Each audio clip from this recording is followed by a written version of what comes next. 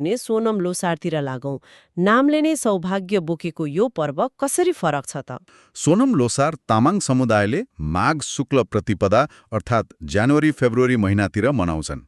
सोनमको अर्थ पुण्य वा सौभाग्य हो। पुण्य वा सौभाग्य हो र यसको सबैभन्दा अद्वितीय र केन्द्रीय विशेषता भनेको 12 वर्षे पशु राशिफल चक्र, जसलाई लोह भनिन्छ, त्यसको कडा पालना गर्नु हो। यो 12 वर्षे पशु राशिफलको कुरा निकै रोचक छ।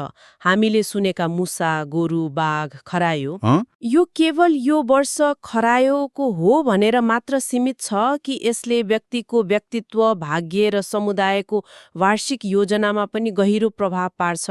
जस्तै यो वर्ष बाघको वर्ष हो, त्यसैले हामीले अलि आँटिलो काम गर्नुपर्छ भन्ने जस्तो केही हुन्छ?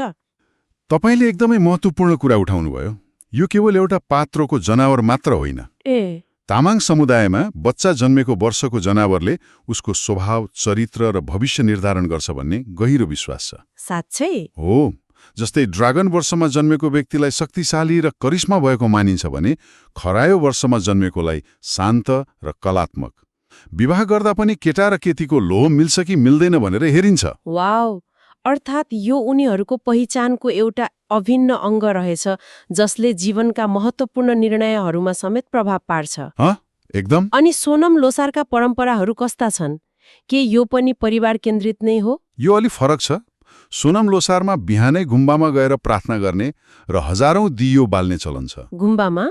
हो, जहाँ भिक्षुहरूले विश्व शान्तिको लागि विशेष पूजा गर्छन्।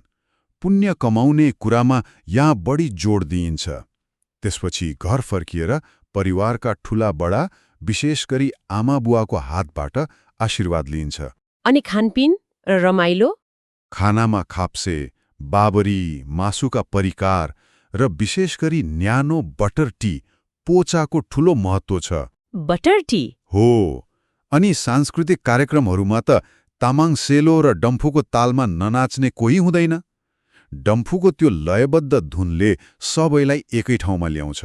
भनेपछि सोनम लोसारमा बौद्ध प्रार्थना, ज्योतिषीय विश्वास र सांस्कृतिक रमाइलोको अद्भुत सन्तुलन देखिन्छ। एकदम। अब सबैभन्दा व्यापक रूपमा चिनिने र सायद सबैभन्दा भव्य लोसार, ग्याल्पो लोसार